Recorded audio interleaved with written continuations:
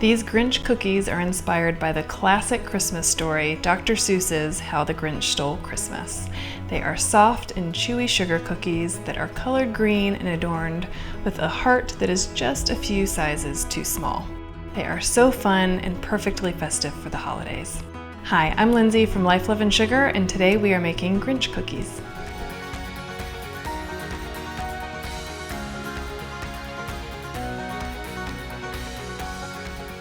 All right, so to get started, we're going to mix together our dry ingredients. We have all-purpose flour, baking soda,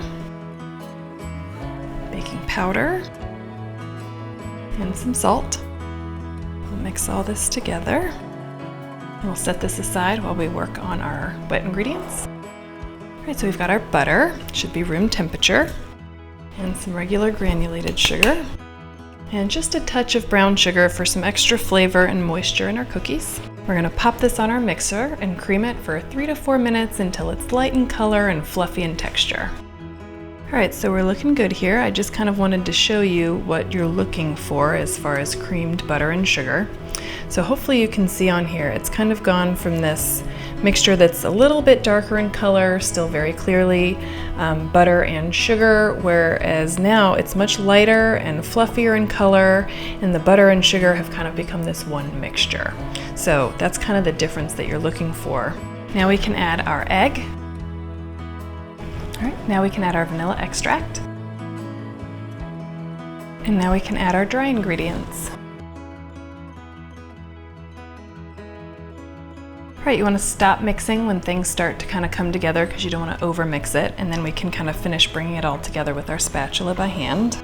All right, now as I'm starting to bring this together, I can actually go ahead and start adding some of my gel icing color to color the cookie dough. We'll start with 2 or 3 drops of the green and a couple drops of the yellow. And we'll go ahead and keep stirring this together. All right, so once your color is all thoroughly mixed into your cookie dough, you're ready to start scooping out your balls of dough. I'm gonna use a cookie scoop that's 1.5 tablespoons in size.